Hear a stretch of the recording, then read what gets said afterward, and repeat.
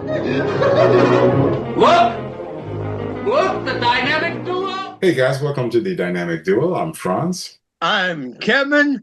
Ladies and gentlemen, welcome back to the temporary tower for the Avengers and the Batcave. We are on the hunt right now, this day, looking for kryptonite, and we are going to journey to Eternia and find the swords of power. Ladies and gentlemen, it is time to rock and roll dynamic duo style. I love it. I love it. I love it every time. I'm always surprised how you connect to the topics that we're going to talk about. That's beautiful. Good job, man. So we were just talking about actually Masters of the Universe, and you were telling me about how you have been studying the videos and how your opinion has changed slightly. What's your thought? What are you thinking? Well, originally, when the trailer came out, I was a little on the apprehensive side because the original Dolph Lundgren, Frank Langella movie, I have a soft spot for that one in my heart. Oh, do you? Oh, I didn't know that. Yeah. I still do. I still like the movie, and I have always loved what Langella did with the original Skeletor. However, I have to admit that what I'm seeing from Jared Leto, he looks fantastic. And I told you that in the first time we reviewed the first trailer. I can't imagine them doing it better, Kevin. In the first movie, I didn't know you had a soft spot for that movie in your heart. I didn't see that movie. I didn't watch it. But again, if you compare the two, there's interpretation and reinvention of the character. What I'm loving about this movie is that it's the thing that we and I have been about, Kevin. That is to say, trust the source material and be faithful to the source material. Don't presume to be smarter than the creators that have created something that has lasted, that has stood the test of time, that has appealed to people. It's a very difficult thing to do. And you may not respect it. I call it the Britney Spears factor. You may not respect it. You may not think that Britney Spears is a good singer. You may think that she's whatever you may think. But the fact is, you have to respect the fact that Britney Spears, for whatever reason, appealed to millions of people, more than Aretha Franklin, the Queen, did. So we have to be careful in presuming to know better. And what I'm loving about this movie is I'm seeing an absolutely dedicated effort to stay true to the source material. I mean, the costumes, the characters, the Eternia, the colors, you name it. Is it an exact and direct translation? It can't be. It cannot be. But is it as close as it could possibly be? I think so. I really do. That Skeletor to me is a great interpretation of the character that we see in the cartoons. And I only wish that we were that faithful, we were that trusting of the Marvel comics and even the DC stuff. Well, I will say this pretty quick. The audience that will go see this thing or even not see it needs to remember one thing. It's based on a toy line, and regardless of the rest of it, deep, deep, deep down, what it really is an hour and a half to 2 hours for Mattel to sell their new line of action figures. It's a brilliant strategy if you think about it. It's a brilliant strategy, and they should do well with it. Which brings up the question. Which brings up the question: how do you think Masters of the Universe will do at the box office? I honestly, and I'm just gonna say this outright, and we'll be talking about Supergirl in a few minutes. I think once it comes out, it's going to make money.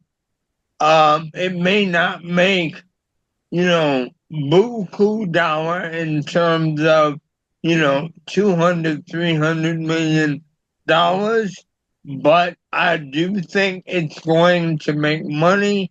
And once it comes out, I believe it's going to eclipse the Girl of Steel very quickly. Because it comes out a couple of weeks after Uh-huh. the. If I remember correctly, they're 2 weeks apart. Yeah, I can't imagine. I can't imagine a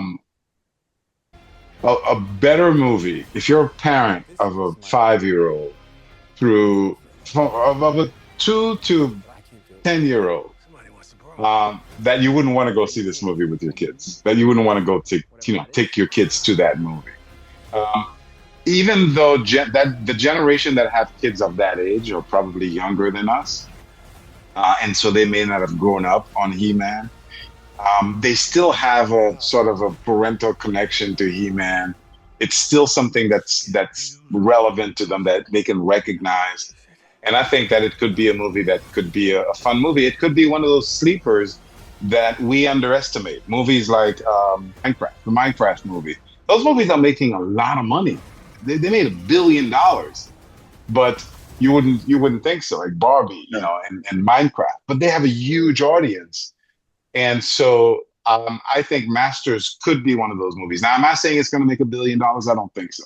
But I think it's going to make money. I think it's going to be a successful movie. I really do as well. And I believe the next step in this process or evolution, of course, with Voltron also being on the horizon, can the Thundercats or Silverhawks or Biker Mice from Mars or even another take on the Ninja Turtles be all that far behind? That's a great, great, great point. That's a great, great point. And that's the thing about He-Man. That's another point that you made me realize. When you compare the way they're presenting He-Man, for example, to the way they presented G.I. Joe, they reinvented G.I. Joe, and it was not the G.I. Joe that we grew up with as kids. And so there was a lack of connection there, and the G.I. Joe franchise didn't quite take hold. I think that contrary to that, He-Man is staying true to the source material. They're giving us the colors. And so there's a greater likelihood that if the movie is good, if it's decent, if it's exciting, then we should be able to enjoy it. Enjoy it in a different way. It's not going to be Wakanda forever, and it shouldn't be Wakanda forever. What's interesting about He-Man, what's interesting about Masters of the Universe as a cartoon, is that it's a cartoon that, in my opinion, is designed to appeal to the 5 to 10-year-olds, and that's its target audience, 5 to 10, not 15, 5 to 10. Now, some 15-year-olds collected He-Man. I'm not saying that, but I'm saying that their target audience seems to have been skewed younger. But while it's skewed younger, while they have the talking and cringing tigers, while they have the extremely ridiculous characters and the names and the cute stuff that is designed to appeal to kids, and while the quality of the cartoon wasn't all that great, it also it tried to tell you a story. Like it wasn't completely silly. It wasn't stupid. It wasn't, it tried. you know? And so it was a pretty intellectual um, cartoon for 5-year-olds, if I can say it that way. What I'm trying to say is that there's a difference.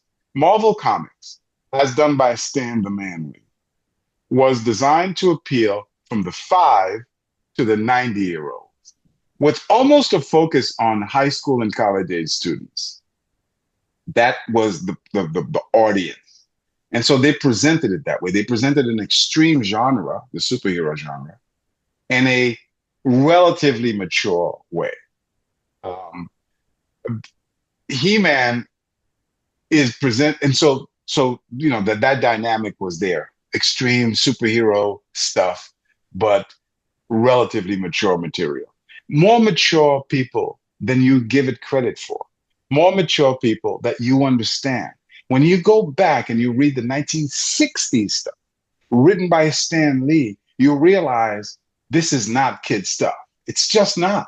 There's a lot of really interesting and sophisticated stuff that was going on, presented in limited art form. You know, the artists weren't as sophisticated as they are today, and presented in an extreme genre that seems to be for kids.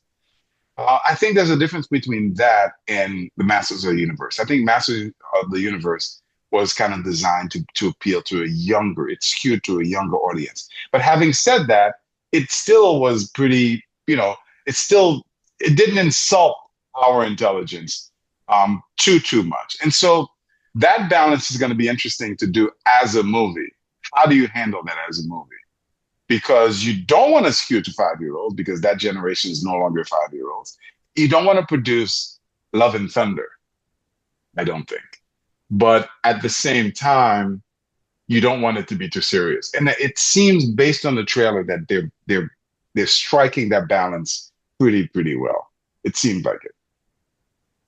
All that needs to be said is, we have the power.